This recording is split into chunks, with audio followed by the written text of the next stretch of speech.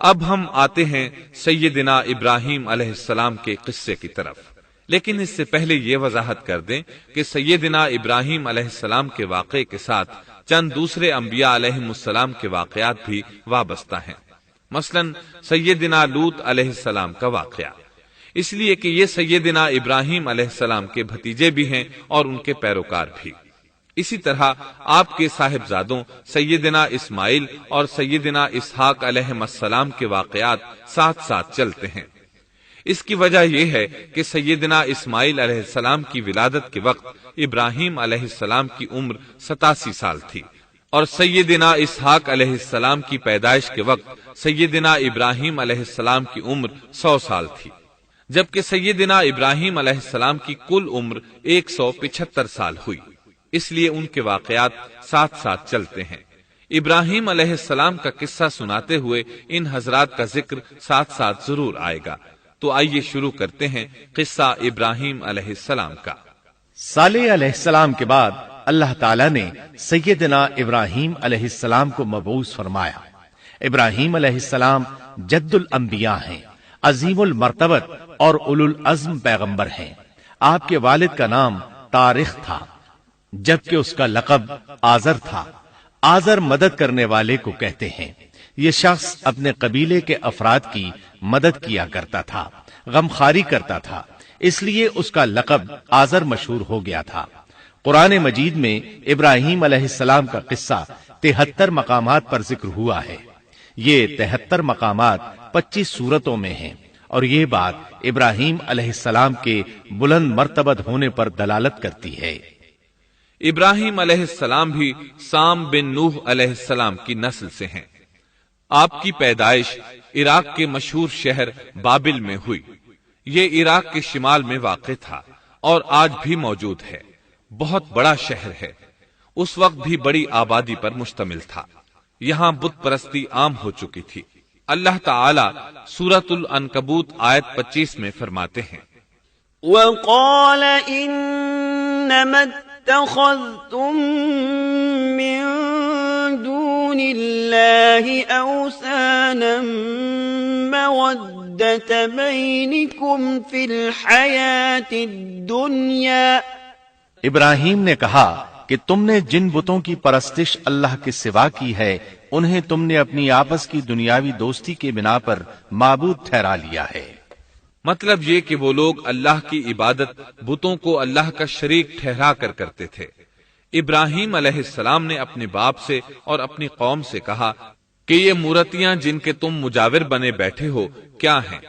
انہوں نے جواب دیا، ہم نے اپنے باپ دادوں کو انہی کی عبادت کرتے پایا ہے۔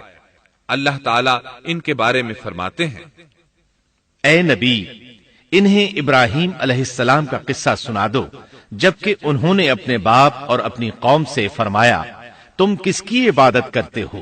کہنے لگے، بتوں کی، ہم تو برابر ان کے مجاور بنے بیٹھے ہیں۔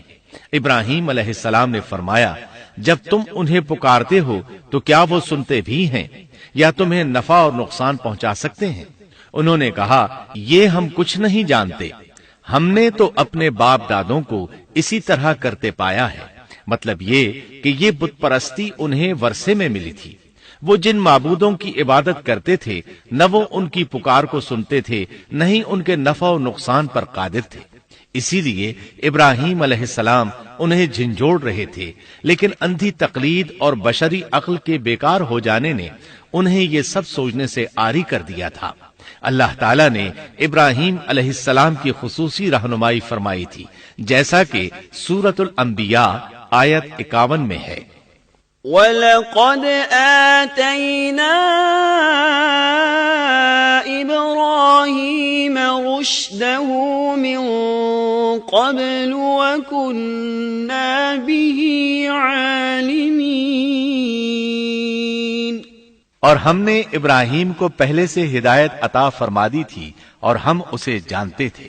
ابراہیم علیہ السلام نے کبھی ایک لمحے کے لیے بھی بتوں کی پوجا نہیں کی تھی۔ آپ نے اپنی قوم کو بتوں کی پوجا کرتے دیکھا تو انہیں ملامت کی، ایک اللہ کی طرف دعوت دی، اور اس دعوت کی ابتدا انہوں نے اپنے باپ سے کی۔ اللہ تعالیٰ سورہ مریم میں فرماتے ہیں، اے نبی، کتاب میں ابراہیم کا ذکر کر، بے شک وہ سچا نبی تھا۔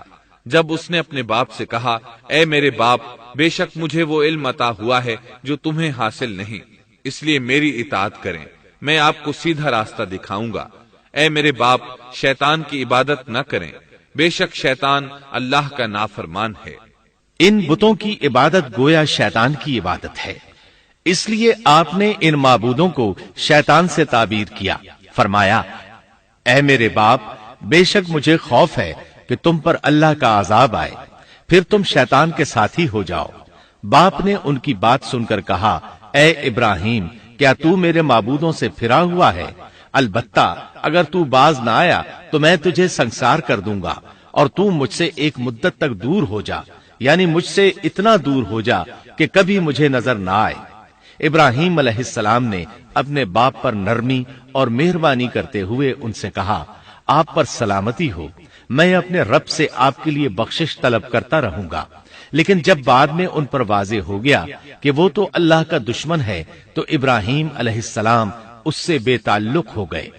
سورہ توبہ آیت 114 میں اللہ فرماتے ہیں، وما كان استغفار إبراهيم لأبيه إلا عن موعدة وعدها إياه فلما تبين له أنه عدو لله تبرأ منه ان ابراہیم لأواہ حلیم۔ اور ابراہیم کا اپنے والد کے لیے بخشش طلب کرنا ایک وعدے کی وجہ سے تھا جو وہ اس سے کر چکے تھے، لیکن جب انہیں معلوم ہو گیا کہ وہ اللہ کا دشمن ہے تو اس سے بیزار ہو گئے۔ بے شک ابراہیم بڑے نرم اور تحمل والے تھے۔ کسی ایماندار کے لیے جائز نہیں کہ وہ کسی کافر کے لیے دعائے مغفرت کرے، بلکہ مومن پر حرام ہے کہ وہ کسی کافر یا عیسائی وغیرہ کے لیے مغفرت طلب کرے یا اس سے یہ کہے کہ اللہ تجھ پر رحم کرے۔ ابراہیم علیہ السلام کے والد نے انہیں دھمکی دی تھی کہ اگر تم اس دعوت سے باز نہ آئے تو میں تمہیں سنسار کر دوں گا۔ اس کے جواب میں ابراہیم علیہ السلام اپنے والد کے ساتھ انتہائی شفقت سے پیش آئے اور اس سے کہنے لگے، میں آپ کے لیے اپنے رب سے استغفار کرتا رہوں گا، اس لیے کہ آپ اپنے والد پر بے حد مہربان تھے۔ اسی لیے اللہ تعالیٰ بھی ابراہیم علیہ السلام پر بے حد مہربان تھے، اور آپ کا لقب خلیل الرحمن رکھ دیا گیا۔ خلت محبت کا وہ انتہائی درجہ ہے جس کے ساتھ دل محبت سے بھر جاتا ہے، یعنی وہ بہت سے لوگوں سے بڑھ کر اللہ تعالیٰ کو محبوب تھے۔ والد کے سخت جواب کے بعد ابراہیم علیہ السلام نے ان سے علیحدگی اختیار کر لی اور انہیں مخاطب کر کے فرمایا، میں تمہیں چھوڑتا ہوں اور جنہیں تم اللہ کے سوا پکارتے ہو ان کو بھی چھوڑتا ہوں، میں اپنے رب کو پکاروں گا، مجھے امید ہے میں اپنے رب کو پکار کر محروم نہیں رہوں گا۔ آپ اللہ کے پیارے اور پسندیدہ نبی تھے۔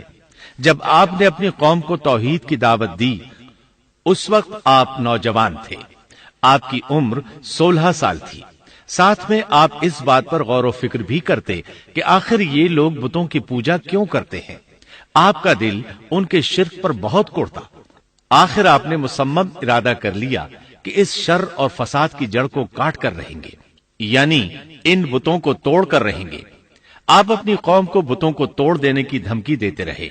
اس دھمکی کا ذکر اللہ تعالیٰ نے سورۃ الانبیاء آیت 57 میں کیا ہے، وَتَاللَّهِ لَأَكِيدَنَّ أَصْنَامَكُمْ بَعْدَ أَن تُوَلُّوا مُدْبِرِينَ۔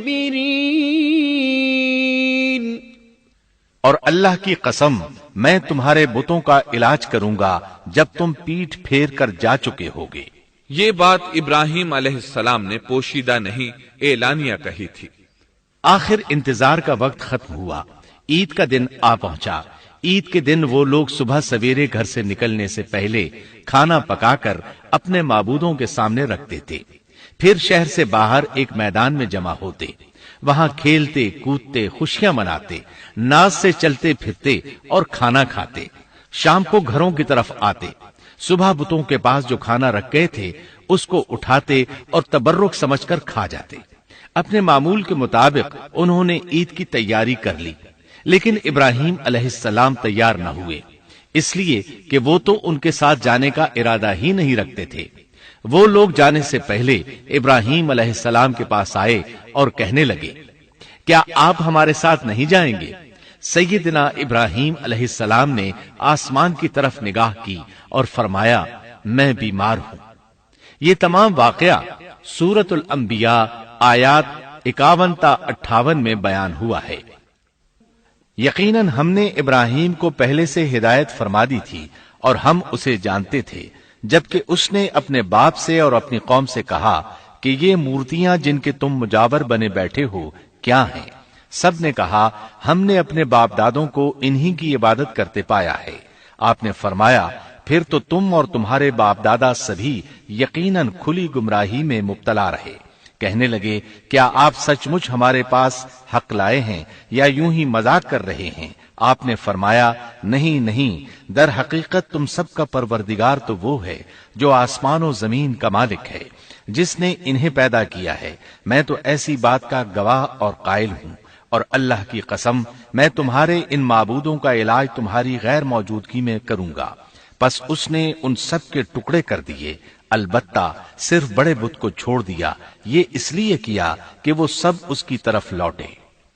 ابراہیم علیہ السلام نے لوگوں کے ساتھ عیدگاہ جانے سے انکار کیا اور عذر پیش کیا کہ وہ بیمار ہیں۔ وہ لوگ آپ کو چھوڑ کر چلے گئے۔ بعد میں ابراہیم علیہ السلام ان بتوں کے پاس گئے، دیکھا کہ ان کے سامنے کھانا پڑا ہے۔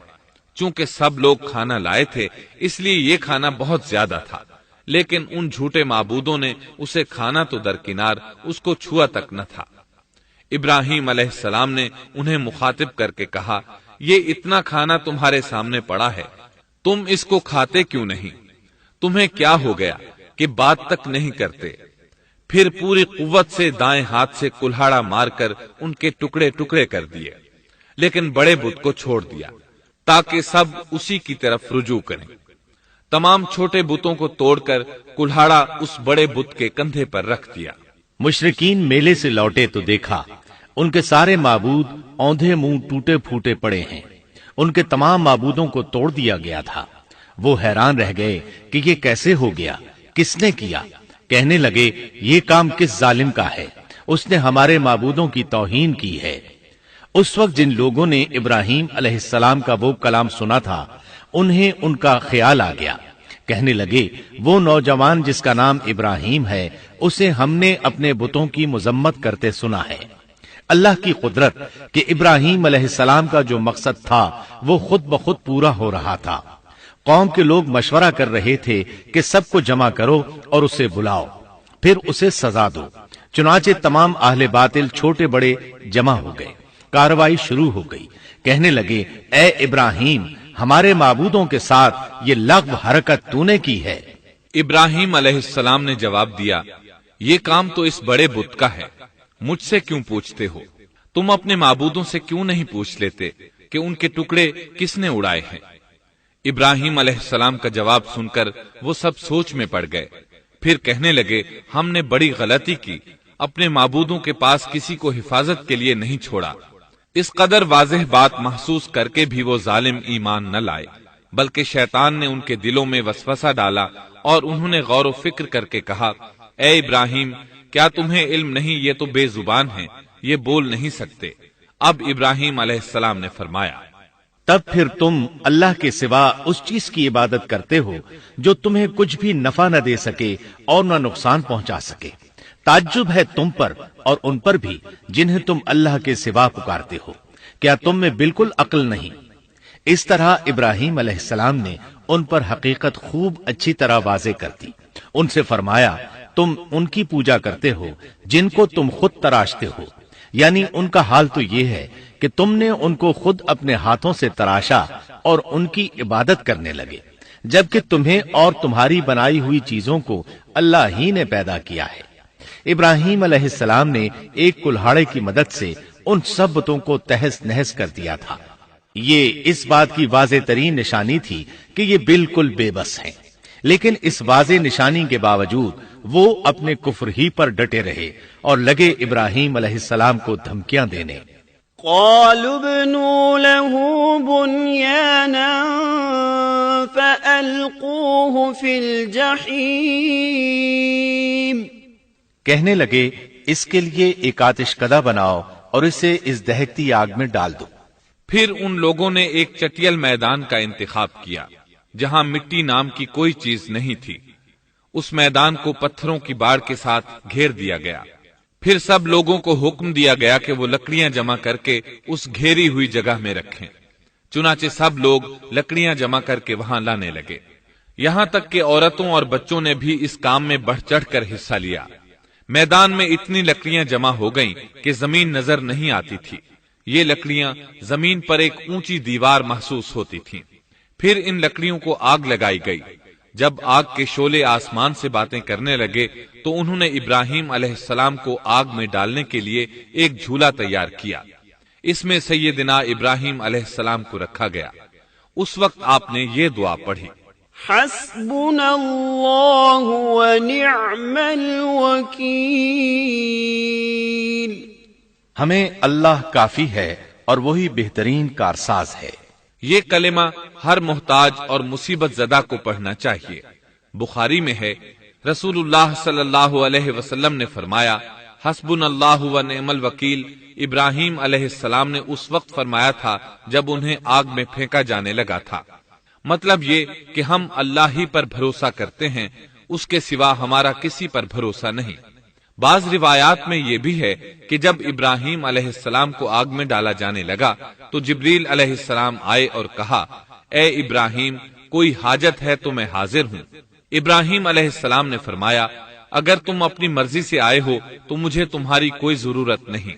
ایک دوسری روایت میں ہے کہ بارش کے فرشتے نے حاضر ہو کر کہا تھا، اے ابراہیم، مجھے حکم دیجئے میں بارش برسا کر اس آگ کو بجھا دوں۔ لیکن ایسی تمام روایات ضعیف ہیں۔ یوں بھی اللہ کا حکم ان سے پہلے کام کرنے والا تھا۔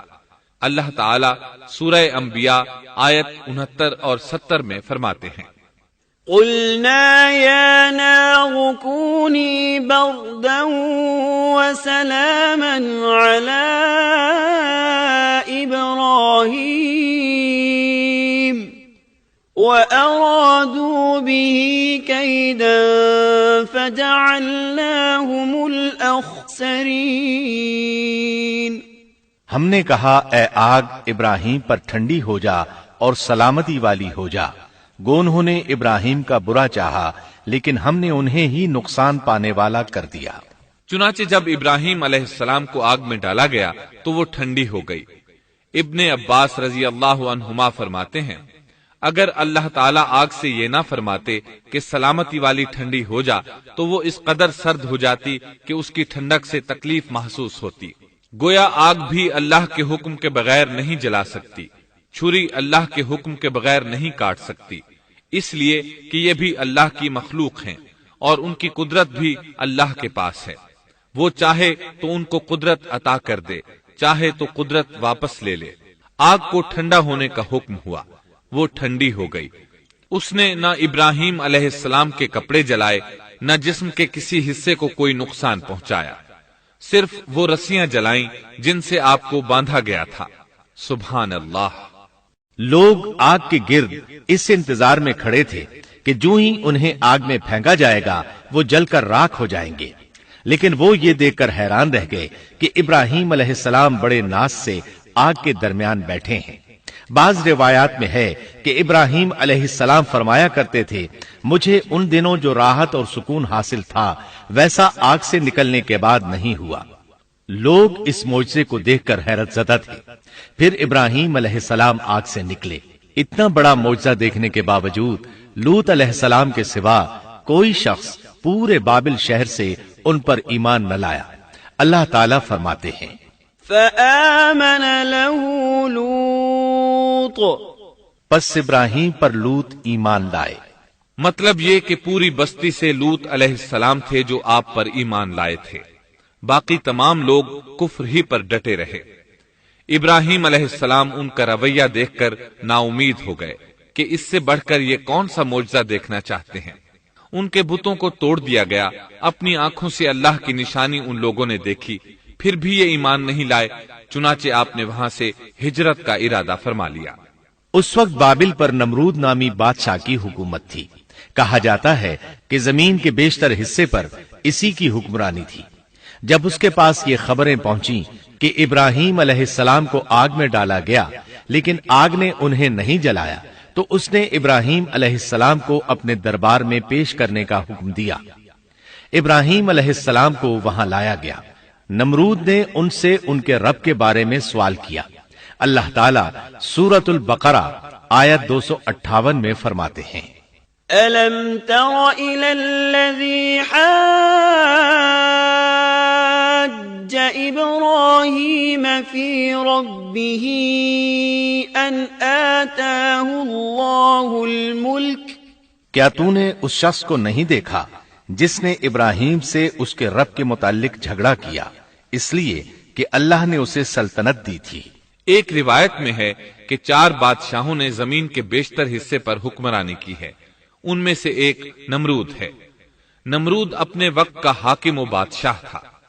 ابراہیم علیہ السلام سے جب اس کی اللہ تعالی کے بارے میں بات چیت ہوئی تو ابراہیم علیہ السلام نے کہا، میرا رب وہ ہے جو زندہ کرتا ہے اور مارتا ہے۔ جواب میں اس نے کہا، میں بھی زندہ کرتا ہوں اور مارتا ہوں۔ چنانچہ اس نے حکم دیا کہ جیل سے 2 آدمیوں کو لے آؤ۔ جیل سے 2 ایسے آدمیوں کو لایا گیا جن کے لیے سزائے موت کا فیصلہ ہو چکا تھا۔ اس نے ان میں سے ایک کے قتل کا حکم دیا، دوسرے کو معاف کر دیا۔ اس سے اس نے یہ ثابت کرنا چاہا کہ وہ بھی زندہ کر سکتا ہے اور موت دے سکتا ہے، اور کہنے لگا، دیکھ لو میرے حکم سے لوگ مرتے ہیں اور میرے حکم سے انہیں زندگی ملتی ہے۔ اس کی بات سن کر ابراہیم علیہ السلام نے غور کیا کہ اگر وہ اس سے موت و حیات کے باریک فلسفے پر بحث کریں گے تو نمرود کا مقصد پورا ہو جائے گا اور میرا مقصد پورا نہیں ہو پائے گا۔ اس لیے بحث و مباحثے کی بجائے کوئی مضبوط دلیل پیش کر دی جائے تاکہ حق و باطل کے درمیان فرق واضح ہو جائے۔ چنانچہ آپ نے فرمایا، بے شک اللہ سورج کو مشرق سے لاتا ہے، تو اس کو مغرب سے لے آ۔ کافر بادشاہ یہ سن کر مبہوت رہ گیا، اس کا سر جھک گیا۔ اللہ تعالیٰ فرماتے ہیں، تب وہ کافر حیران رہ گیا اور اللہ نا انصافوں کو سیدھی راہ نہیں دکھاتا۔ ان تمام باتوں کے بعد نمرود کو یہ معلوم کرنے کی ضرورت نہیں رہی کہ ابراہیم علیہ السلام آگ سے کیسے نجات پا گئے، کیونکہ حقیقت اس پر آشکار ہو چکی تھی۔ وہ جان گیا تھا کہ اصل معاملہ کیا ہے۔ چنانچہ اس نے ابراہیم علیہ السلام سے کہا، آپ اس ملک سے نکل جائیے، ہم آپ کو یہاں نہیں رہنے دیں گے۔ ابراہیم علیہ السلام نے عراق کو خیر بات کہا اور شام کی طرف ہجرت کر گئے۔ یہاں آ کر وہ حران نامی بستی میں مقیم ہوئے۔ اسی جگہ آپ نے اپنے چچا ہاران کی بیٹی سیدہ سارہ علیہ السلام سے شادی کی۔ اللہ تعالیٰ اس ہجرت کے بارے میں فرماتے ہیں، وَنَجَّيْنَاهُ وَلُوطًا إِلَى الْأَرْضِ الَّتِي بَارَكْنَا فِيهَا لِلْعَالَمِينَ، اور ہم اسے یعنی ابراہیم اور لوط کو بچا کر اس زمین کی طرف لے آئے جس میں ہم نے جہان کے لیے برکت رکھی تھی۔ جب آپ حران کے مقام پر پہنچے تو وہیں ٹھہر گئے، وہیں رہنے لگے۔ یہاں آ کر آپ کا شمار بنو حران میں ہونے لگا۔ آپ لوگوں کو اسی شہر میں رہنے کی دعوت دیتے۔ اس شہر کے لوگ بتوں کی پوجا نہیں کرتے تھے بلکہ ستاروں کو پوجتے تھے۔ ابراہیم علیہ السلام نے جب ان کی یہ حالت دیکھی تو ارادہ کر لیا کہ ان لوگوں کو بتائیں گے کہ ستاروں کی عبادت کرنا باطل ہے۔ یہ لوگ چونکہ نجوم پرست تھے اس لیے ان کی عبادت کا وقت رات کو ہوتا تھا، اور یہ لوگ رات کے وقت عبادت کرتے تھے کیونکہ ان کے معبود یعنی ستارے رات ہی کو طلوع ہوتے ہیں۔ چنانچہ ابراہیم علیہ السلام انہیں یہ دکھانے کے لیے کہ ان چیزوں کی عبادت باطل ہے ایک دن ان کے ساتھ نکلے۔ اللہ نے آسمان کے دروازے کھول دیے تو ابراہیم علیہ السلام نے چاند، ستاروں، سیاروں اور آسمان و زمین کی سلطنت کو دیکھا۔ اللہ تعالیٰ نے ابراہیم علیہ السلام سے تمام پردے ختم کر دیے جو عام طور پر لوگوں کی آنکھوں پر ہوتے ہیں، اور انہوں نے وہ کچھ دیکھا جسے آج کی رصد گاہیں بھی نہیں دیکھ سکتی۔ اللہ تعالی سورۃ الانعام آیت 75 میں فرماتے ہیں، وَكَذَلِكَ نُرِي إِبْرَاهِيمَ مَلَكُوتَ السَّمَاوَاتِ وَالْأَرْضِ وَلِيَكُونَ مِنَ الْمُوقِنِينَ۔ اور اسی طرح ہم نے ابراہیم کو آسمان اور زمین کی سلطنت کا مشاہدہ کرا دیا تاکہ وہ یقین کرنے والوں میں سے ہو جائے۔ بعض مفسرین نے لکھا ہے کہ یہ سب کچھ اللہ تعالیٰ نے ابراہیم علیہ السلام کو اس لیے دکھایا تھا کہ وہ ستاروں کی پرستش کرتے تھے، پھر اللہ تعالیٰ نے اپنی عبادت کی طرف ان کی رہنمائی فرمائی۔ جن مفسرین نے یہ بات لکھی وہ غلطی پر ہیں، کیونکہ ایک جلیل القدر رسول کے متعلق ایسا گمان کرنا کبیرہ گناہ ہے۔ آسمان اور زمین کی سلطنت اور دیگر معجزات دکھانے کے بعد اللہ تعالیٰ فرماتے ہیں، آسمان اور زمین کی پیدائش یقیناً انسان کی پیدائش سے بہت بڑا کام ہے۔ اللہ تعالیٰ ایک دوسرے مقام پر فرماتے ہیں، آسمان اور زمین میں بہت سی نشانیاں ہیں جن سے یہ منہ موڑ کر گزر جاتے ہیں۔ ابراہیم علیہ السلام حران شہر کے ستارہ پرستوں کو لے کر ایک رات نکلے۔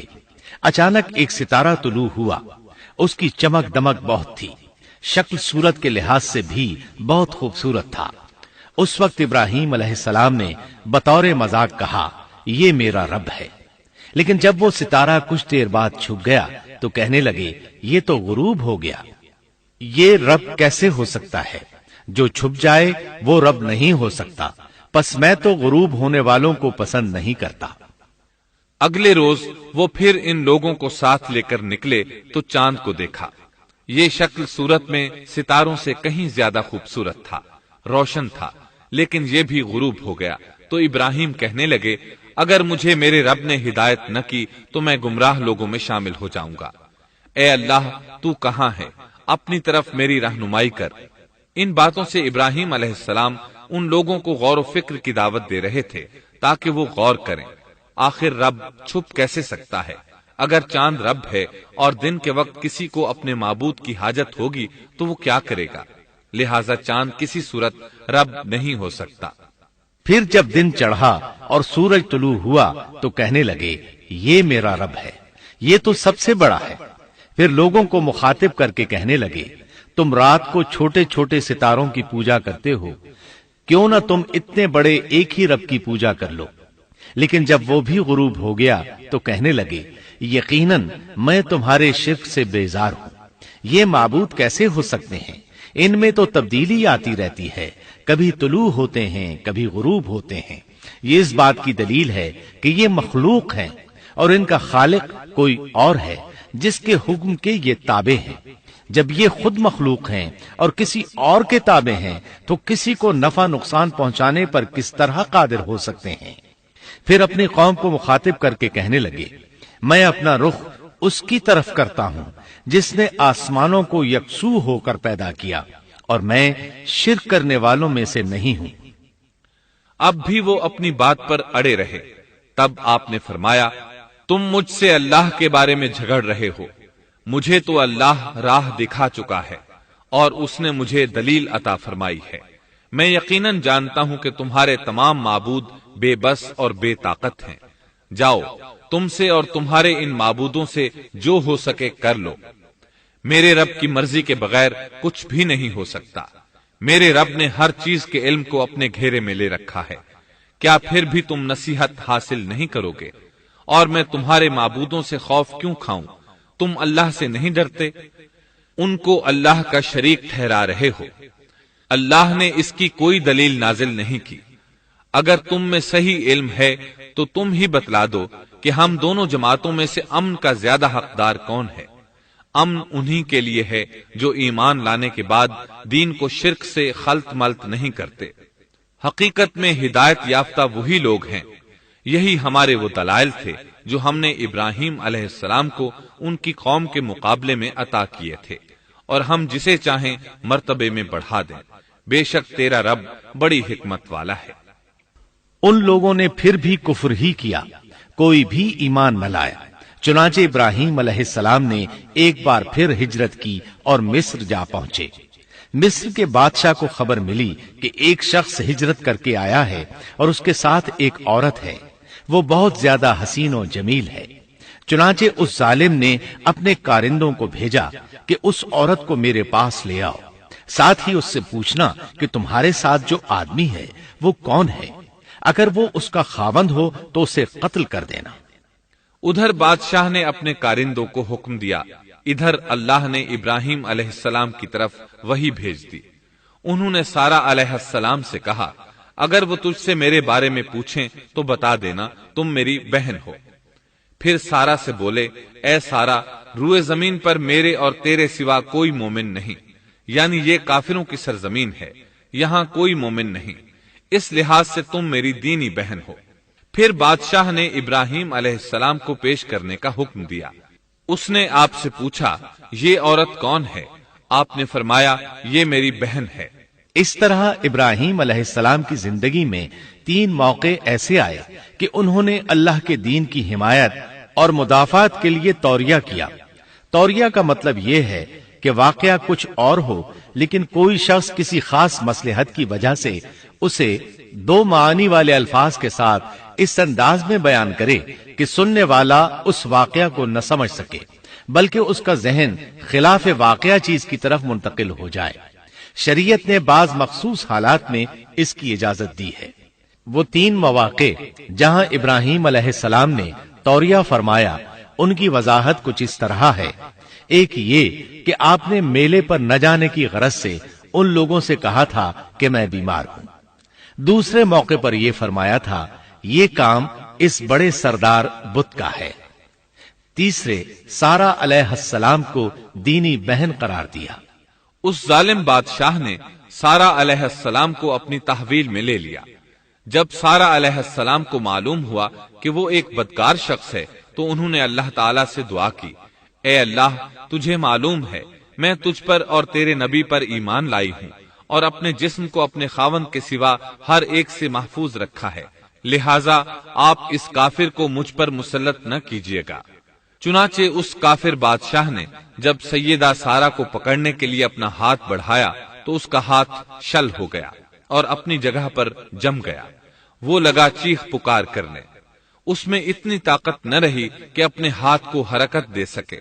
اس کی آواز سن کر اس کے محافظ بھاگے ہوئے آئے، انہوں نے اس کے ہاتھ کو چھڑانا چاہا لیکن چھڑا نہ سکے۔ اس کی یہ حالت دیکھ کر سیدہ سارا خوف زدہ ہو گئی۔ انہوں نے سوچا اگر یہ مر گیا تو لوگ کہیں گے اسے میں نے قتل کیا ہے۔ چنانچہ انہوں نے اللہ سے دعا کی کہ اسے چھوڑ دیا جائے۔ اللہ تعالیٰ نے آپ کی دعا قبول کر لی، اس کا ہاتھ ٹھیک ہو گیا، لیکن وہ ظالم پھر بھی نہ ڈرا۔ اس نے ایک بار پھر آپ کی طرف ہاتھ بڑھایا، اس کا ہاتھ پھر شل ہو گیا۔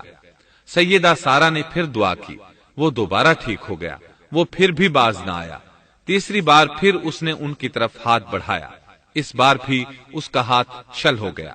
اب وہ سیدہ سارا علیہ السلام سے کہنے لگا، اب کی بار اگر تو مجھے اس مصیبت سے نجات دلائے گی تو میں تجھے چھوڑ دوں گا اور کبھی تیرے آڑے نہیں آؤں گا۔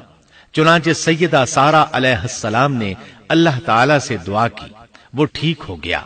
تب اس نے اپنے کارندوں کو آواز دی اور ان سے بولا، تم میرے پاس کسی انسان کو نہیں بلکہ سرکش جن کو لائے ہو۔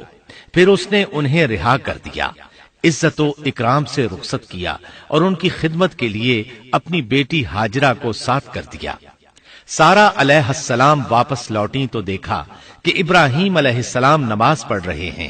نماز کے بعد انہوں نے پوچھا، سارا، اس نے تمہارے ساتھ کیا سلوک کیا؟ سیدہ سارا علیہ السلام نے سارا واقعہ سنا دیا۔ سن کر آپ نے فرمایا، الحمدللہ۔ پھر بولے، اب ہم یہاں نہیں رہیں گے بلکہ واپس جائیں گے۔ چنانچہ آپ ایک بار پھر فلسطین میں آ گئے، وہیں اپنی زندگی بسر کرنے لگے۔ اب ہم آگے بڑھتے ہیں۔ جب آپ فلسطین میں مستقل طور پر رہائش پذیر ہوئے تو لوط علیہ السلام بھی آپ کے ساتھ تھے۔ لوط علیہ السلام آپ کے بھتیجے تھے، ان کے والد کا نام ہاران تھا۔ یہ بچپن ہی سے سیدنا ابراہیم علیہ السلام کے زیر سایہ رہے، انہی کے ہاں پرورش پائی، اس لیے دین حق فوراً قبول کر لیا۔ جب سیدنا ابراہیم علیہ السلام نے عراق سے شام کی طرف ہجرت کی تو یہ آپ کے ساتھ تھے، وہاں سے حران گئے تب بھی ساتھ تھے، پھر مصر کی طرف ہجرت کی تو بھی لوط علیہ السلام ان کے ساتھ تھے۔ آخر کار جب آپ نے مصر کو بھی خیر بات کہا اور فلسطین آ گئے تب بھی یہ ساتھ تھے۔ اب ابراہیم علیہ السلام نے لوط علیہ السلام کو حکم دیا کہ وہ بستی سدوم کی طرف چلے جائیں، اس لیے کہ اس بستی کے لوگ کفر کی انتہائی گہرائی میں جا چکے ہیں، انہیں کفر و شرک سے نکالنے کے لیے وہاں جائیں، انہیں اللہ کے احکام سنائیں، اللہ کی طرف دعوت دیں۔ چنانچہ لوط علیہ السلام تو اس طرف روانہ ہو گئے، اور ادھر فلسطین میں صرف 3 مسلمان رہ گئے، ابراہیم علیہ السلام، ان کی زوجہ محترمہ سیدہ سارہ اور سیدہ ہاجرہ علیہم السلام وہیں رہائش پذیر رہے اور لوگوں کو مسلسل اللہ کی طرف دعوت دیتے رہے۔ یہاں یہ بے شمار مال و دولت کے بھی مالک بن گئے۔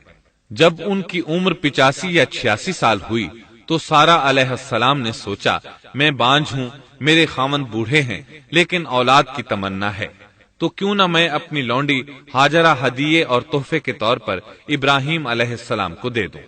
چنانچہ ہاجرہ ابراہیم علیہ السلام کو مل گئیں، انہوں نے ان سے شادی کر لی۔ اللہ رب العزت نے جلد ہی ان کے بطن سے آپ کو اسماعیل علیہ السلام عطا فرمائے۔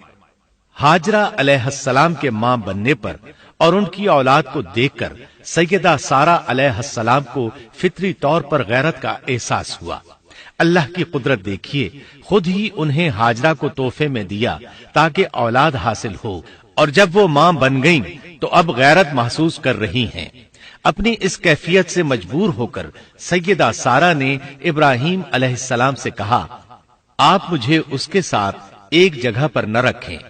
مورخین اور سیرت نگار لکھتے ہیں کہ ہاجرہ علیہ السلام ایک نطاق پہنا کرتی تھی، یعنی وہ جسم کے درمیان ایک لمبا کپڑا لٹکا لیتی تھی تاکہ وہ کپڑا گھسٹ گھسٹ کر قدموں کے نشانات مٹا دے اور سارہ کو نظر نہ آئے، کیونکہ سارہ غیرت کی حد کو پہنچ چکی تھی۔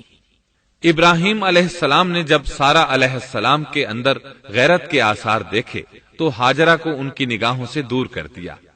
ادھر اللہ کا حکم بھی نازل ہو گیا کہ اپنی بیوی ہاجرہ اور دودھ پیتے بچے اسماعیل کو ساتھ لے لیں اور مکہ کی طرف رخ کر لیں۔ ابراہیم علیہ السلام مکہ کی طرف روانہ ہوئے، یہاں تک کہ مکہ پہنچ گئے۔ یہ جگہ اس وقت بالکل ویران اور بے آباد تھی، نہ کوئی انسان تھا، نہ پانی، نہ نباتات کے آثار تھے، غرض کوئی چیز نظر نہیں آتی تھی، بس پہاڑوں کے درمیان ایک بے آب و گیاہ میدان تھا۔ یہی وہ مقدس اور تاریخی وادی تھی جہاں ابراہیم علیہ السلام اپنی زوجہ اور لخت جگر کو چھوڑ کر واپس پلٹے۔ سیدہ ہاجرہ علیہ السلام کو بہت حیرت ہوئی، انہیں یہ امید نہیں تھی کہ ان کے خاوند انہیں ایک بے آباد جگہ تنہا چھوڑ کر چل دیں گے، اس پر بچے کی ذمہ داری الگ تھی۔ چنانچہ انہوں نے ابراہیم علیہ السلام کو آواز دی، لیکن انہوں نے مڑ کر بھی نہ دیکھا۔ اب وہ ان کے پیچھے آئیں اور قریب پہنچ کر بولی، اے ابراہیم، ہمیں کہاں چھوڑے جا رہے ہو؟ یہاں نہ پانی، نہ خوراک، نہ کوئی انسان۔ ابراہیم علیہ السلام نے پھر بھی کوئی جواب نہ دیا، کوئی پریشانی بھی ظاہر نہ کی اور چلتے رہے۔ سیدہ ہاجرہ بھی آپ کے پیچھے چلتی رہیں اور پوچھتی رہیں کہ ہمیں کس کے حوالے کر کے جا رہے ہیں؟ یہاں تو کوئی بھی جاندار نہیں، مکمل طور پر بے آباد علاقہ ہے، لیکن انہوں نے اب بھی کوئی توجہ نہ دی۔ آخر سیدہ ہاجرہ نے کہا، کیا آپ کو اللہ نے اس کام کا حکم دیا ہے؟ اب آپ نے جواب میں فرمایا، ہاں۔ تب سیدہ ہاجرہ بولی، اگر یہ بات ہے تو اللہ تعالی ہرگز ہمیں ضائع نہیں ہونے دے گا۔ جب انسان اللہ کے احکام کو بجا لائے تو اس کے دل سے فقر و فاقے کا خوف نکل جاتا ہے، اور اللہ اسے طرح طرح کے انعامات سے نوازتا ہے۔ انسان جب تک اللہ کے احکام کو بجا لاتا رہے گا تب تک اللہ کی نصرت اور اس کی تائید شامل حال رہے گی۔ چنانچہ جو ہی ہاجرہ علیہ السلام کو پتا چلا کہ انہیں تنہا چھوڑ جانا اللہ کے حکم کی بنا پر ہے تو فوراً یقین بھرے لہجے میں بولی، تب اللہ ہمیں ضائع نہیں کرے گا۔ یہ کہہ کر وہ اپنے شیر خوار بچے کی طرف پلٹ گئیں۔ خوراک اور پانی چند دن میں ختم ہو گئے، پانی کا ایک قطرہ پاس نہ رہا۔ اب پانی کی تلاش شروع کی، لیکن اپنے لیے تو درکنار، ماں کو بیٹے کے لیے بھی پانی نہ ملا۔ نہ خوراک۔ اب بچہ لگا بھوک سے بلکنے، خوراک نہ ملنے کی وجہ سے ماں کا دودھ بھی خشک ہو گیا تھا۔ عورت کتنی بھی باحوصلہ ہو اپنے بچے کو بھوک سے بلکتے نہیں دیکھ سکتی۔ اب انہوں نے بچے کو وہیں چھوڑا اور تیزی سے قریبی پہاڑی صفا کی طرف لپکی، اوپر چڑھ کر ادھر ادھر نظر دوڑائی کہ شاید کسی طرف پانی یا خوراک نظر آ جائے یا کسی انسان کی جھلک نظر آ جائے۔ جب کچھ نظر نہ آیا تو نشیب کی طرف چلی، ساتھ میں بچے کی طرف بھی دیکھتی جاتی تھی۔ نشیب میں پہنچی تو بچہ نظروں سے اوجھل ہو گیا، اس پر اور بے چین ہوئی اور بلندی کی طرف دوڑی۔ اس طرح مروہ پہاڑی پر چڑھ گئیں، وہاں بھی چاروں طرف نگاہ دوڑائی لیکن کچھ نظر نہ آیا۔ خیال آیا کہ پھر کوشش کرنی چاہیے۔ اس خیال سے مروہ پہاڑی سے اتری اور صفا کی طرف چل دی۔ درمیان میں نشیب کی وجہ سے بچہ نظر نہ آیا تو دوڑنے لگی۔ اس طرح پھر صفا پر چڑھ گئیں۔ اللہ اکبر! ایک تو عورت ذات کمزور، پھر بھوک پیاس سے نڈھال، اس پر کس قدر سعی اور کوشش میں مصروف، وہ بھی اپنے بچے کے لیے۔ بہرحال بار بار کوشش کے خیال سے انہوں نے صفا اور مروہ پہاڑیوں کے درمیان 7 چکر لگائے۔ یہی وجہ ہے مسلمان عازمین حج صفا و مروہ کے درمیان سعی کرتے ہیں تاکہ اس واقعے کی یاد تازہ ہو جائے۔ جب وہ آخری مرتبہ مروہ پر پہنچی تو انہوں نے ایک آواز سنی۔ یہ آواز اسماعیل علیہ السلام کے قریب سے آئی تھی۔ انہوں نے پوری توجہ سے آواز کو سننے کی کوشش کی اور جلدی سے اسماعیل کے قریب پہنچی۔ کیا دیکھتی ہیں، اسماعیل کے قدموں کے نیچے سے پانی پھوٹ رہا ہے، کیونکہ جبریل علیہ السلام کو اللہ نے اس صابرہ خاتون کی مدد کے لیے بھیجا تھا۔ انہوں نے زمزم والی جگہ پر اپنا پر مارا تو اسماعیل کے قدموں کے پاس سے ایک عظیم چشمہ رحمت نمودار ہوا۔ مستقبل کے پیغمبر کے قدموں کے نیچے سے اللہ نے جبریل فرشتے کے ذریعے زمین پھاڑ کر پانی نکال دیا۔ یہی آب زمزم کا آغاز تھا۔ ہاجرہ علیہ السلام پانی کو آنکھیں پھاڑ پھاڑ کر حیرت سے دیکھ رہی تھی۔ ان کی خوشی کی انتہا نہ رہی جب انہوں نے دیکھا پانی پھوٹ پھوٹ کر چاروں طرف بہ رہا ہے۔ زمین ہموار تھی، اس لیے انہوں نے زمین کو کھودنا شروع کر دیا تاکہ پانی ادھر ادھر نہ بہ جائے۔ پھر انہوں نے اس گڑھے کے چاروں طرف پتھر رکھ دیے اور زبان سے بولی، زم زم، اس کا مطلب ہے رک جا۔ نبی اکرم صلی اللہ علیہ وسلم کا فرمان ہے، رحم اللہ اسماعیل لولا انها عجلت لكانت زمزم عینا معینا۔ اللہ اسماعیل کی والدہ پر رحم فرمائے، اگر وہ جلد بازی سے کام نہ لیتی تو زمزم ایک بہنے والا چشمہ ہوتا۔ لیکن انہوں نے اس کے گرد بند باندھ دیا۔ انہیں دراصل اس وقت پانی کی شدید ضرورت تھی، اس لیے انہوں نے پانی کو اپنے پاس جمع کر لیا تاکہ بہہ کر ضائع نہ ہو جائے۔ انہوں نے اسماعیل کو پانی پلایا، خود بھی خوب پیا، اور یہ اللہ تعالی کی طرف سے ان کی مہمان نوازی تھی۔ وہاں کوئی اور انسان نہیں تھا، نہ کھانے کی کوئی چیز تھی، بس یہی آب زمزم ان کے لیے کھانے اور پینے کا کام دے رہا تھا۔ اب چونکہ زمزم ایک چشمہ بن گیا تھا، اس لیے پرندے بھی آنے لگے۔ انہی دنوں عرب کے قبیلوں میں سے ایک قبیلہ بنو جرہم یمن کو خیر باد کہہ کر اس طرف آ رہا تھا۔ یمن میں ایک بہت بڑا ڈیم تھا۔ پہاڑوں کے درمیان انہوں نے پانی کو روک کر ایک بہت بڑا بند قائم کر رکھا تھا، اس سے پورا سال آسانی سے کھیتی باڑی کرتے تھے۔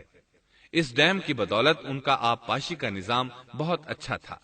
جب اس ڈیم کو اللہ تعالیٰ نے توڑا تو تمام لوگ وہاں سے منتشر ہو گئے اور جزیرہ عرب کے اطراف میں منتقل ہونے لگے۔ وہیں سے ہجرت کرنے والا ایک قبیلہ بنو جرہم تھا۔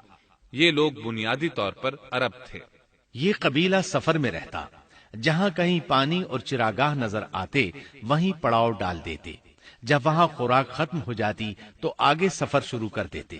چونکہ وہ بہت بڑے تاجر تھے، اس بنا پر ان راستوں سے خوب واقف تھے۔ انہیں چشموں کا خوب علم تھا۔ ملک شام کی طرف بھی ان کی آمد و رفت تھی۔ یہ قبیلہ بنو جرہم مکہ کے قریب پہنچا تو فضا میں پرندوں کو منڈلاتے پایا۔ کہنے لگے ان پرندوں کی موجودگی میں ضرور کوئی راز ہے۔ اب انہوں نے اپنے کچھ آدمی اس طرف بھیجے۔ یہ لوگ جلد ہی چشمے تک پہنچ گئے۔ انہوں نے وہاں ایک عورت اور اس کے بچے کو پایا، پھر وہ لوگ ان کے پاس آئے، وہاں پڑاؤ ڈالنے کی اجازت مانگی۔ سیدہ ہاجرہ نے فرمایا، ٹھیک ہے، لیکن شرط یہ ہے کہ تمہیں اجرت ادا کرنا ہوگی۔ ان کے لیے یہ سستا سودا تھا، ان کے پورے قبیلے کو سامان زندگی مل رہا تھا، جبکہ صرف ایک عورت اور اس کے بیٹے کی ذمہ داری ان پر عائد ہو رہی تھی۔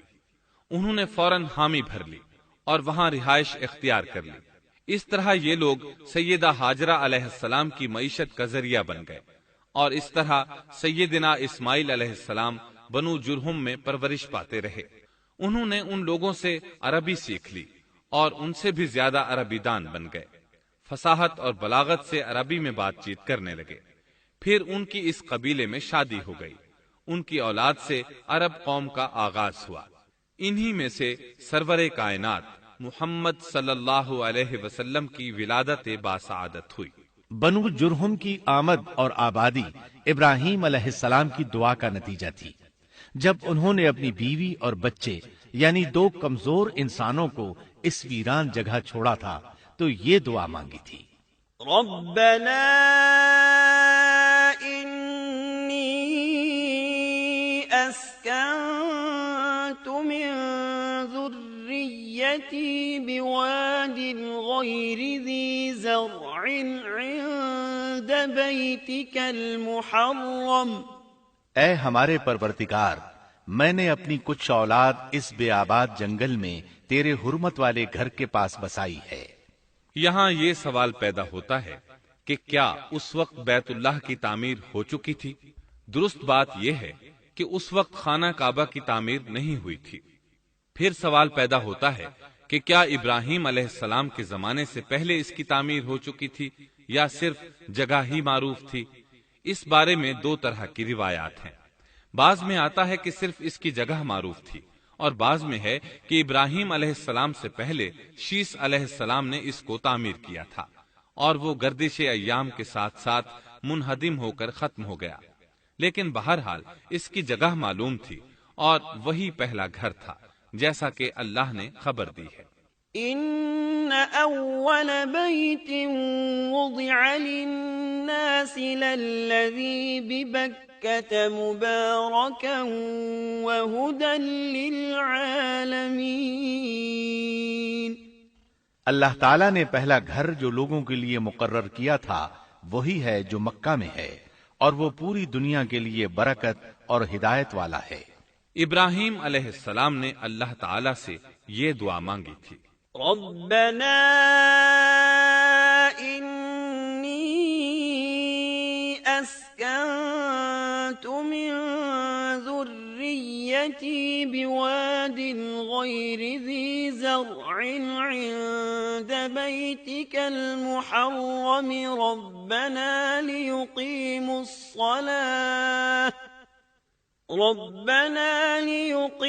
الصلاة فاجعل أفئدة من الناس تهوي إليهم وارزقهم من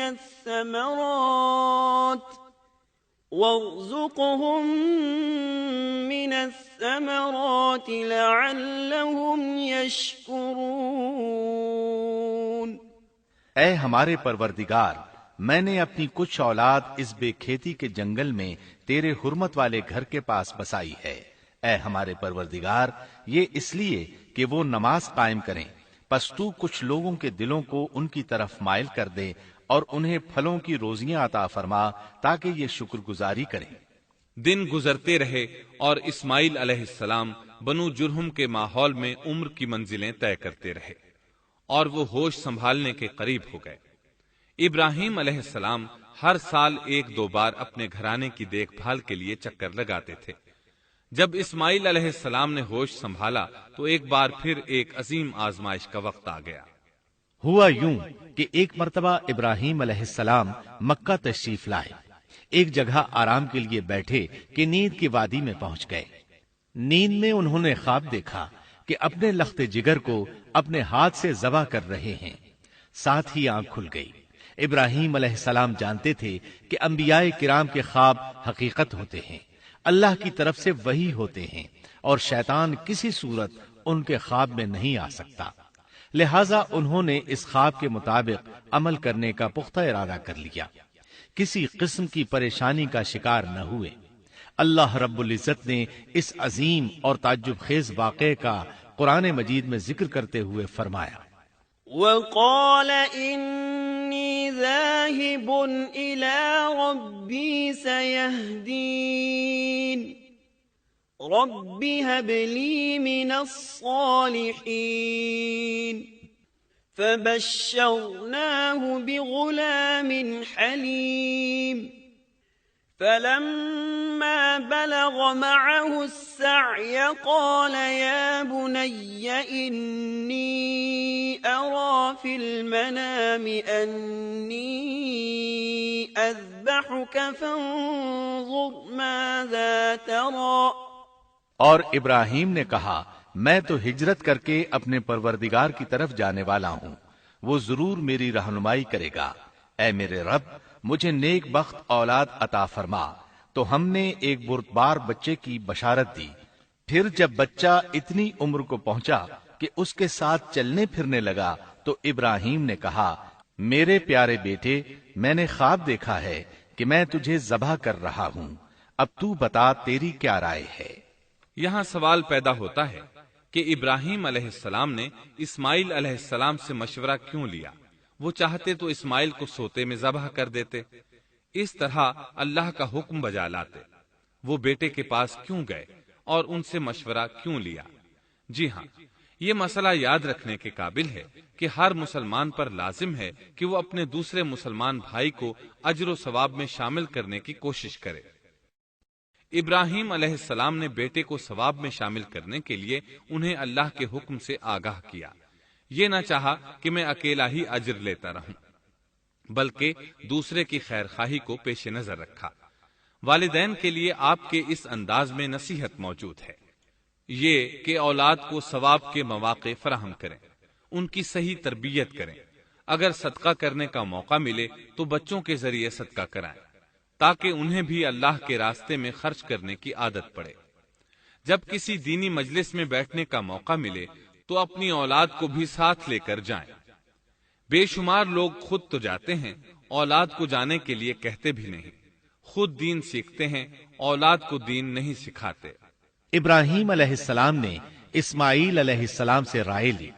سبحان اللہ، انہوں نے جواب میں فرمایا، یا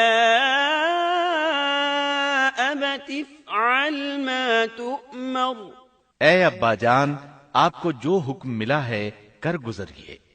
یہ نہیں کہا کہ مجھے تو حکم نہیں ہوا، بلکہ فوراً سر تسلیم خم کر دیا، اس لیے کہ وہ جانتے تھے انبیاء کا خواب حقیقت پر مبنی ہوتا ہے، اللہ کی وحی ہوتا ہے، اس لیے بالکل پریشانی ظاہر نہ کی، یہ تک نہ پوچھا مجھے کیوں ذبح کر رہے ہیں، یا میرا کیا جرم ہے، یا آپ کے پاس کون سا صریح حکم آیا ہے۔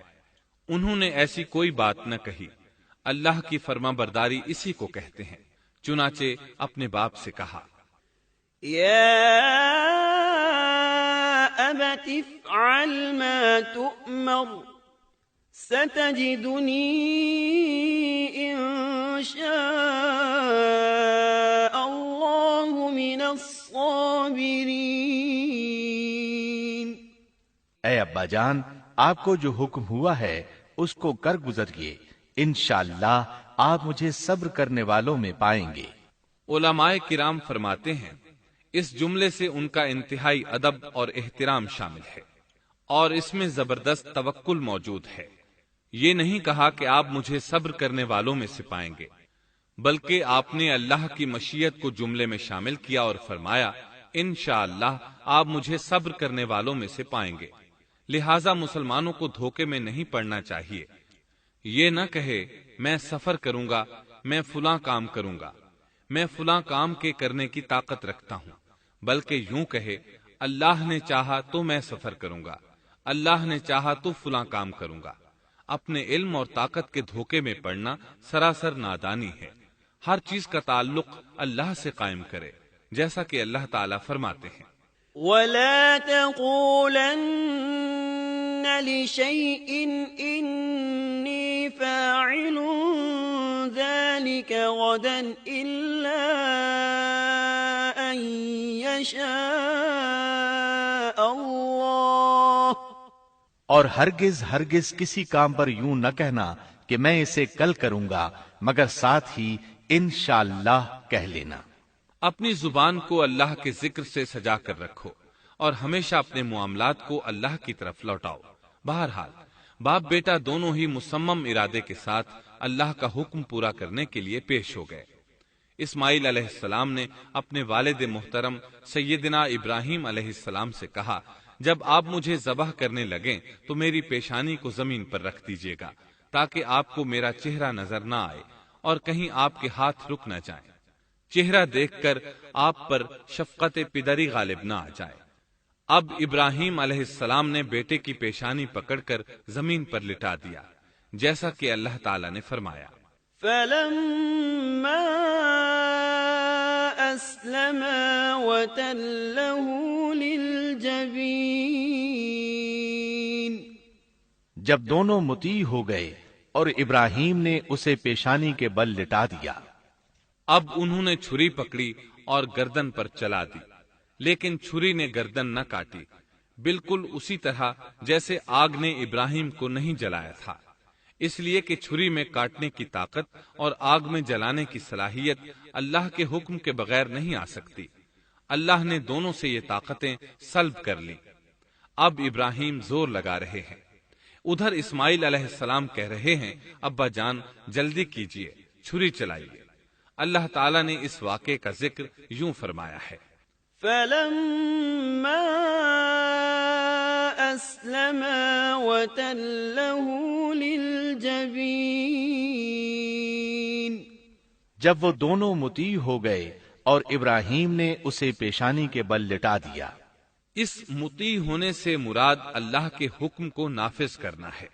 اب ظاہر ہے مطیع تو وہ پہلے بھی تھے، لیکن یہاں اسلما یعنی مطیع ہونے سے مراد کامل اسلام ہے۔ نہایت واضح اور حقیقی اسلام مراد ہے، اس لیے کہ کامل اسلام وہی ہوتا ہے جس میں بغیر کسی تردد اور توقف کے اللہ کے امر اور نہی کی تصدیق کی جائے۔ یہ تھا حقیقی اسلام۔ ہاں تو چھری چلتی رہی، گلا نہ کٹا، اس لیے کہ امتحان اور آزمائش کی تکمیل ہو چکی تھی۔ یہ بات ثابت ہو چکی تھی کہ اللہ کا حکم نافذ کرنے میں دونوں پوری طرح کوشاں ہیں۔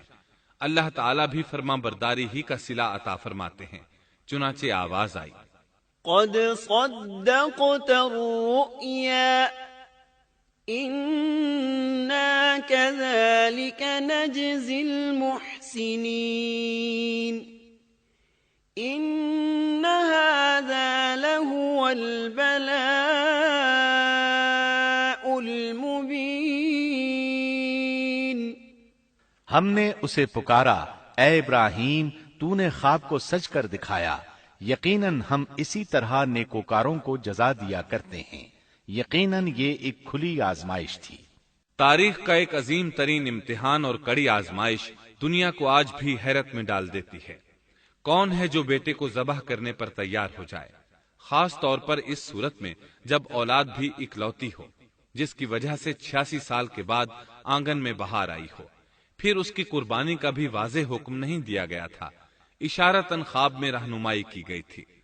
آپ کہہ سکتے تھے یہ قتل اور سنگین جرم ہے، کہہ سکتے تھے اپنے بیٹے کو کس جرم میں قتل کروں، لیکن آپ نے بغیر کسی تعامل کے سر تسلیم خم کر دیا اور اس عظیم امتحان میں کامیاب ہوئے۔ اللہ فرماتے ہیں، وَإِبْرَاهِيمَ الَّذِي وَفَّى اور ابراہیم وہ ہیں جنہوں نے وفاداری کی۔ اس آیت میں یہ نہیں بتایا گیا کہ کس چیز میں وفاداری کی، اس لیے کہ وہ تو ہر معاملے میں مکمل طور پر وفاداری کا مظاہرہ کر چکے تھے۔ آگ میں ڈالے جانے والا معاملہ، بیوی اور بچے کو لق و دق میدان میں چھوڑ آنے کا معاملہ، پھر ذبح کا امتحان، تعمیر بیت اللہ کی مشقت، غرض ہر معاملے میں وفادار تھے، حتیٰ کہ اپنا مال اللہ کے راستے میں خرچ کرنے میں اس قدر وفادار کہ ابو زیفان کے لقب سے مشہور ہو گئے۔ اس کا معنی ہے مہمان نواز۔ کسی مہمان کو دسترخوان پر اپنے ساتھ بٹھائے بغیر ایک لقمہ نہیں کھاتے تھے۔ باہر نکلتے، مہمان تلاش کرتے، پھر اس کے ساتھ مل کر کھانا کھاتے۔ مہمان نہ ملتا تو سخت غمگین ہو جاتے۔ اس طرح انہوں نے اللہ کے ہر حکم کی پاسداری کی۔ ذبح والے اس امتحان کا اللہ نے انہیں کیا صلہ دیا؟ اللہ فرماتے ہیں وَفَدَيْنَاهُ بِذِبْحٍ عَظِيمٍ۔ ہم نے اسے عظیم ذبیحے کا بدلہ عطا کیا۔ ہاں تو ہم بتا رہے تھے، چھری نے گلا نہ کاٹا۔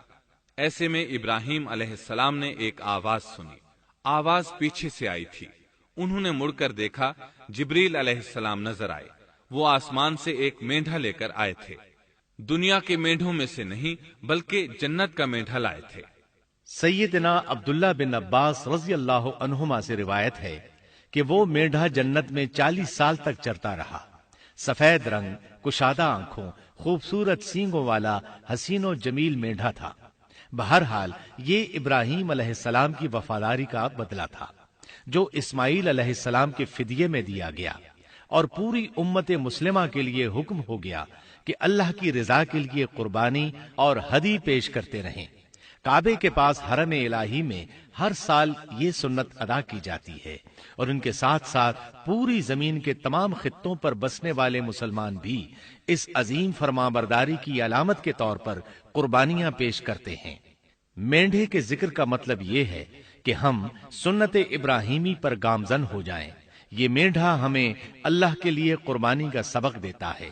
ہمیں چاہیے سنت ابراہیمی کی اقتدا کرتے ہوئے ہم اپنی جانوں، اپنی اولاد اور اپنے مالوں کو اللہ کی راہ میں قربان کرنے کے لیے تیار ہو جائیں۔ اللہ تعالیٰ فرماتے ہیں وَفَدَيْنَاهُ بِذِبْحٍ عَظِيمٍ وَتَرَكْنَا عَلَيْهِ فِي الْآخِرِينَ سَلَامٌ عَلَى إِبْرَاهِيمَ كَذَلِكَ نَجْزِي الْمُحْسِنِينَ إِنَّهُ مِنْ عِبَادِنَا الْمُؤْمِنِينَ۔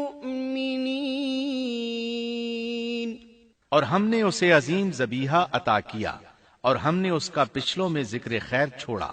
سلامتی ہو ابراہیم پر۔ اسی طرح ہی ہم نیکوکاروں کو جزا دیتے ہیں، یقیناً وہ ہمارے مخلص بندوں میں سے تھا۔ اور اسی طرح اللہ فرماتے ہیں وَبَشَّرْنَاهُ بِإِسْحَاقَ نَبِيًّا مِّنَ الصَّالِحِينَ۔ اور ہم نے اسے نیکوکار نبی اسحاق کی ولادت کی خوشخبری سنائی۔ یہ خوشخبری فلسطین کی طرف واپس لوٹنے کے بعد سنائی گئی۔ ایک اکلوتے بیٹے کی قربانی کے لیے تیار ہو جانے کے صلے میں اور سارہ علیہ السلام کی عظمت اور تکریم کے مد نظر اللہ تعالی نے اسحاق کی خوشخبری سنا دی۔ یہ آیت ذبح کے واقعے کے بعد اللہ تعالی نے ذکر فرمائی ہے۔ اس لیے معلوم ہوا پچھلی آیات میں اسحاق کے علاوہ کسی اور بیٹے کا ذکر ہوا ہے، اور وہ اسماعیل علیہ السلام ہی تھے، جبکہ یہودی روایات میں اسحاق علیہ السلام کو ذبیح قرار دیا جاتا ہے۔ یہ بالکل غلط ہے۔ ذبح کے واقعے کے بعد اسحاق علیہ السلام کی بشارت مل رہی ہے، پھر بھلا وہ پیدا ہونے سے پہلے ہی ذبیح کیسے بن گئے؟ اس لیے یہ قطعی بات ہے کہ اسماعیل علیہ السلام ہی ذبیح ہیں۔ اس کے کئی اور بھی دلائل ہیں جن کے ذکر کرنے کا یہاں موقع نہیں۔ بہرحال اس عظیم آزمائش میں بے مثال کامیابی کے بعد ابراہیم علیہ السلام فلسطین آئے، اور 120 سال کی عمر میں اسحاق علیہ السلام کی بشارت ملی، جبکہ سارہ علیہ السلام کی عمر 90 سال تھی۔ ان پر بڑھاپا طاری ہو چکا تھا۔ ایسے میں 3 فرشتے آئے۔ وہ تو قوم لوط کی تباہی کے لیے آئے تھے۔ راستے میں اللہ کے حکم سے ابراہیم علیہ السلام اور ان کی اہلیہ سارہ کو خوشخبری سنائی، اور اس غرض کے لیے وہ انسانی شکل میں آئے تھے۔ ابراہیم علیہ السلام تو پہلے ہی بہت مہمان نواز تھے۔ انہیں دیکھ کر بہت خوش ہوئے کہ مہمان آ گئے۔ فرشتوں نے انہیں سلام کیا۔ ابراہیم علیہ السلام نے سلام کا جواب دیا۔ وہ حیرت زدہ تھے کہ یہ لوگ ان کی بستی کے رہنے والے تو ہیں نہیں، لیکن ان پر سفر کے نشانات بھی نہیں ہیں، جیسا کہ دور سے چل کر آنے والوں میں ہوتے ہیں۔ نہ ان کے پاس سواریاں ہیں۔ قرآن مجید میں آتا ہے قالوا سلاما قال سلام قوم منكرون۔ فرشتوں نے سلام کیا تو ابراہیم نے بھی سلام کیا اور دل میں خیال کیا یہ اجنبی لوگ ہیں۔ پھر وہ اپنی مہمان نوازی کی عادت کے مطابق انہیں اندر لے آئے، ان کے لیے کھانے کا انتظام کیا۔ اللہ تعالیٰ فرماتے ہیں وَلَقَدْ جَاءَتْ رُسُلُنَا إِبْرَاهِيمَ بِالْبُشْرَى قَالُوا سَلَامًا قَالَ سَلَامٌ فَمَا لَبِثَ أَن جَاءَ بِعِجْلٍ حَنِيذٍ۔ ہمارے بھیجے ہوئے فرشتے ابراہیم کے پاس خوشخبری لے کر آئے تو انہوں نے سلام کیا۔ ابراہیم نے سلام کا جواب دیا اور فوراً بھنا ہوا بچڑا لے آئے، اور بچڑا بھی موٹا تھا۔ ان کے سامنے کھانا پیش کیا، لیکن وہ بھلا کب کھانے کی طرف ہاتھ بڑھانے والے تھے۔ یہ دیکھ کر ابراہیم علیہ السلام نے خوف محسوس کیا کہ کہیں یہ دشمن نہ ہو۔ اس وقت فرشتوں نے کہا قالوا لا تخف إنا أرسلنا إلى قوم لوط۔ ابراہیم نہ ڈر، ہم تو قوم لوط کی طرف بھیجے گئے ہیں۔ جب انہوں نے یہ باتیں کی تو سارہ علیہ السلام پاس کھڑی تھیں۔ وہ ہنسنے لگی۔ وہ خوش خبری سے پہلے کیوں ہنس پڑی؟ علماء اس بارے میں کہتے ہیں کہ جب انہوں نے سنا یہ فرشتے لوط علیہ السلام کی بستی کو تباہ کرنے جا رہے ہیں تو ان کے خاتمے کی خبر سن کر وہ ہنستی۔ اس کے بعد فرشتوں نے یہ خوشخبری سنائی۔ فبشرناها بإسحاق ومن وراء إسحاق يعقوب۔ ہم نے اسے اسحاق کی پیدائش کی خوشخبری دی اور اسحاق کے بعد یعقوب پوتے کی بھی خوشخبری دی۔ بہت جلد ہی ہم اسحاق سے تیری ویران گود کو آباد کریں گے، اور تو اپنی زندگی میں اس کے بیٹے یعقوب کو بھی دیکھ لے گی۔ اب 3 بشارتیں جمع ہو گئیں۔ بیٹا پیدا ہوگا، لمبی عمر ملے گی یعنی بیٹا جوان ہوگا، اور پھر وہ اپنے پوتے کو بھی دیکھے گی۔ اس سے بڑھ کر کیا عزت اور تکریم ہو سکتی ہے؟ اس لیے جب نبی کریم صلی اللہ علیہ وسلم سے پوچھا گیا کریم یعنی عزت والا کون ہے، تو آپ نے فرمایا کریم بن کریم بن کریم بن کریم، یعنی یوسف بن یعقوب بن اسحاق بن ابراہیم علیہ السلام۔ مطلب یہ کہ نبی بن نبی بن نبی بن نبی۔ یہ یوسف علیہ السلام کی شان ہے کہ خود بھی کریم، باپ بھی کریم، دادا بھی کریم اور پردادا بھی کریم۔ اس سے بڑھ کر عزت افزائی کیا ہو سکتی ہے؟ بہرحال فرشتوں نے انہیں خوشخبری دی۔ وَبَشَّرُوهُ بِغُلَامٍ عَلِيمٍ۔ پھر انہوں نے ابراہیم کو ایک صاحب علم لڑکے کی بشارت دی۔ خوشخبری سن کر سیدہ سارہ حیران ہوئی۔ مارے حیرت کے منہ سے ہلکی سی چیخ نکل گئی۔ انہوں نے اپنے رخسار پر ہاتھ مارا جیسا کہ عورتوں کی عادت ہوتی ہے۔ کہنے لگی ہائے افسوس، کیا میں بچہ جنوں گی حالانکہ میں بانجھ ہوں اور میرے خاوند بوڑھے ہیں؟ یہ تو حیرت کی بات ہے۔ ایک دوسری جگہ اللہ تعالیٰ نے یہ الفاظ فرمائے، کہنے لگی میں بوڑھی اور بانجھ ہوں، بھلا میں بچے کو کیسے جنم دوں گی؟ اس پر فرشتوں نے کہا تو اللہ کے حکم پر تعجب کرتی ہے، اے اہل بیت، یہ تو اللہ کی تم پر رحمت اور برکت ہے، وہ بہت بزرگ اور قابل تعریف ہے۔ دوسری آیت میں ہے انہوں نے کہا اسی طرح تیرے رب نے فیصلہ کیا ہے اور ہمیں کہا ہے، یقیناً وہ بہت حکمت والا ہے اور علم رکھنے والا ہے۔ یہ تھی اسحاق علیہ السلام کی ولادت کی خوشخبری۔ ابراہیم علیہ السلام مکے میں سیدنا اسماعیل علیہ السلام سے ملنے کے لیے آتے رہتے تھے۔ ایک روز آئے تو ان سے کہا اے میرے بیٹے، اللہ تعالیٰ نے مجھے حکم دیا ہے کہ اس مقام پر اللہ کا گھر تعمیر کرنا۔ اسماعیل علیہ السلام نے فوراً کہا میں حاضر ہوں۔ اس طرح انہوں نے کھدائی شروع کی۔ ایسے میں انہیں شیش علیہ السلام کی تعمیر کے آثار نظر آئے۔ انہوں نے اس پر تعمیر شروع کر دی۔ ایک روایت میں یہ بھی ہے کہ انہوں نے فرشتوں والی بنیادوں کے آثار بھی دیکھے۔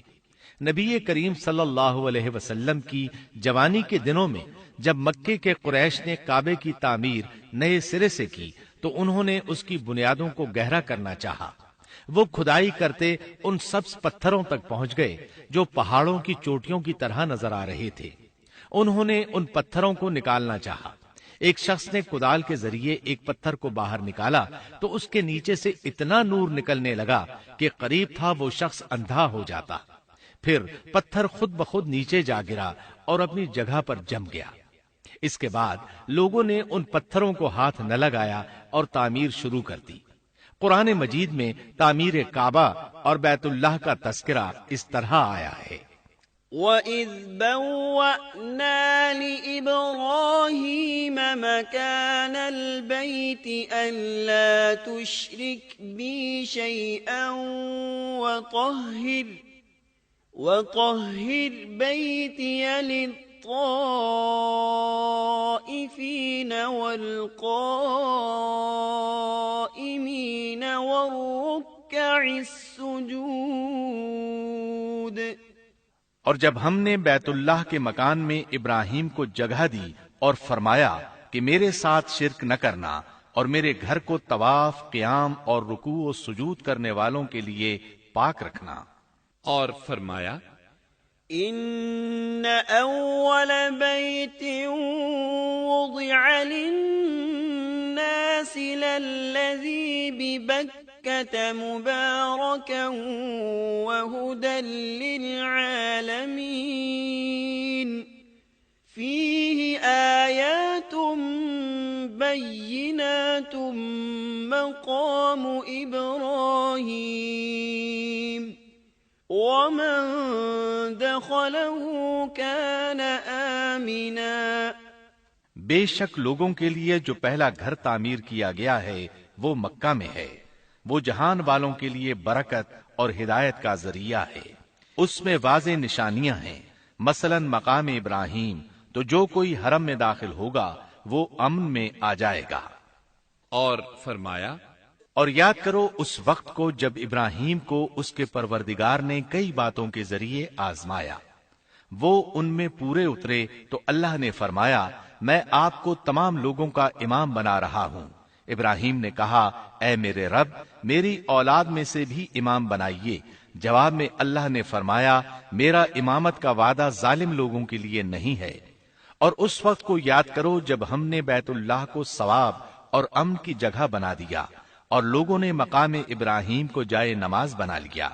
ہم نے ابراہیم کو حکم دیا کہ میرے گھر کو طواف، اعتکاف، رکوع اور سجود کے لیے پاک رکھو، اور وہ وقت بھی یاد رکھو جب ابراہیم نے دعا کی اے پروردگار اس شہر کو امن والا بنا دے اور اس کے مومن بندوں کو پھلوں کا رزق عطا کر۔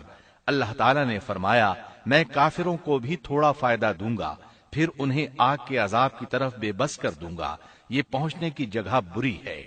اور وہ وقت یاد کرو جب ابراہیم اور اسماعیل بیت اللہ کی بنیادوں کو بلند کر رہے تھے اور دعا مانگ رہے تھے اے ہمارے رب ہماری محنت کو قبول فرما، تو دعا کو سننے والا جاننے والا ہے، اور ہمیں اپنا فرما بردار بنا، ہماری اولاد میں سے بھی ایک فرما بردار گروہ بنا، اور ہمیں عبادت کا طریقہ سکھا اور ہم پر رجوع فرما، کیونکہ تو ہی توبہ قبول کرنے اور رحم فرمانے والا ہے۔ اے ہمارے رب ان لوگوں میں انہی میں سے ایک رسول بھیج جو ان پر تیری آیات کی تلاوت کرے اور انہیں کتاب و حکمت سکھائے، انہیں پاک کرے، یقیناً تو غالب حکمت والا ہے۔ تعمیر کے دوران جب ابراہیم علیہ السلام اس مقام تک پہنچے جہاں آج حجر اسود ہے تو اللہ تعالیٰ نے جنت سے ایک سفید پتھر بھیجا۔ حدیث میں ہے یہ پتھر نہایت سفید تھا، اب سیاہ ہو گیا ہے۔ انسانوں کی غلطیاں اس کے سیاہ ہونے کا سبب بنی۔ جب دیواریں انسانی قد کے برابر ہو گئیں تو اسماعیل علیہ السلام ایک پتھر لے آئے۔ اب ابراہیم علیہ السلام اس پتھر پر کھڑے ہوئے، وہ ننگے پاؤں تھے۔ اسی وقت پتھر پگھل گیا، ان کے پاؤں اس کے اندر کسی قدر دھنس گئے، پتھر پر ان کے پیروں کے نشانات آ گئے۔ اسی پتھر کو آج مقام ابراہیم کہا جاتا ہے۔ پہلے یہ پتھر بیت اللہ کی دیواروں کے ساتھ رکھا گیا تھا۔ جب لوگ طواف کے لیے آتے تو سیدنا ابراہیم کے پیروں کے نشانات دیکھنے کے لیے یہاں ہجوم ہو جاتا۔ اس طرح طواف کرنے والوں کو دقت کا سامنا ہوتا۔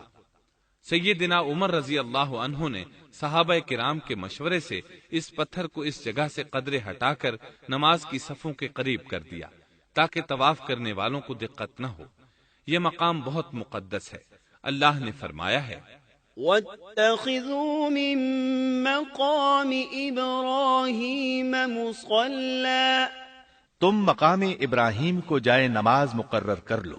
مقام ابراہیم کے قریب اس کے پیچھے ہو کر نماز پڑھنے کا موقع مل جائے تو لازماً وہاں 2 رکعت ادا کیا کرو۔ موقع نہ ملے تو پھر پوری مسجد حرام میں طواف سے فراغت والی 2 رکعت پڑھ لیا کرو۔ اس طرح کعبہ تعمیر ہوا، تب نیا حکم آیا۔ وَلِلَّهِ عَلَى النَّاسِ حِجُّ الْبَيْتِ مَنِ اسْتَطَاعَ إِلَيْهِ سَبِيلًا وَمَن كَفَرَ فَإِنَّ اللَّهَ غَنِيٌّ عَنِ الْعَالَمِينَ۔ لوگوں میں جو استطاعت رکھے اس پر اللہ کے لیے حج بیت اللہ فرض ہے، اور جو شخص جان بوجھ کر اعراض کرے تو اللہ جہانوں سے بے نیاز ہے اور اسے اس کی کوئی پرواہ نہیں۔ ادھر ابراہیم علیہ السلام کو اللہ تعالی کی طرف سے اشارہ ہوا، وَأَذِّن فِي النَّاسِ بِالْحَجِّ، لوگوں میں حج کا اعلان کر دیں۔ ابراہیم علیہ السلام کہنے لگے، اللہ میری آواز بھلا کس کس تک پہنچے گی؟ جواب آیا، آپ کے ذمے آواز لگانا ہے، پہنچانا ہمارا کام ہے۔ چنانچہ آپ عرفات کے ایک پہاڑ پر چڑھے اور آواز لگائی، لوگو بیت الحرام کا حج کرو۔ اللہ تعالیٰ نے معجزانہ طور پر یہ آواز تمام انسانوں تک پہنچا دی، خواہ وہ پیدا ہوئے تھے یا نہیں۔ دوسرا معجزہ یہ ہوا کہ اللہ نے بیت اللہ اور اس کے حج کی محبت لوگوں کے دلوں میں ڈال دی۔ اللہ نے فرمایا، وَأَذِّن فِي النَّاسِ بِالْحَجِّ يَأْتُوكَ رِجَالًا وَعَلَى كُلِّ ضَامِرٍ يَأْتِينَ مِن كُلِّ فَجٍّ عَمِيقٍ۔ اور آپ لوگوں میں حج کا اعلان کر دیں، وہ آپ کی طرف پیدل بھی آئیں گے اور دبلے پتلے اونٹوں پر بھی دور دور سے آئیں گے۔ اس طرح لوگ پیدل اور سوار ہو کر کثرت سے حج کے لیے آنے لگے اور یہ ویران علاقہ آباد ہونے لگا۔ یہ تھے حالات اور واقعات ابراہیم علیہ السلام کے۔ آپ نے 175 سال کی عمر میں وفات پائی۔ آپ سے پہلے سیدہ ہاجرہ علیہ السلام نے وفات پائی اور ان کی وفات سے کچھ ہی عرصہ بعد سیدہ سارہ علیہ السلام 127 سال کی عمر میں فوت ہو گئیں۔ ان دونوں کی وفات کے بعد آپ غمگین رہنے لگے۔ آخر اتنی مدت تک ساتھ رہا تھا۔ آپ خلیل الرحمن تھے، آپ پر صحیفے بھی نازل ہوئے، آپ اللہ کے بے حد شکر گزار تھے۔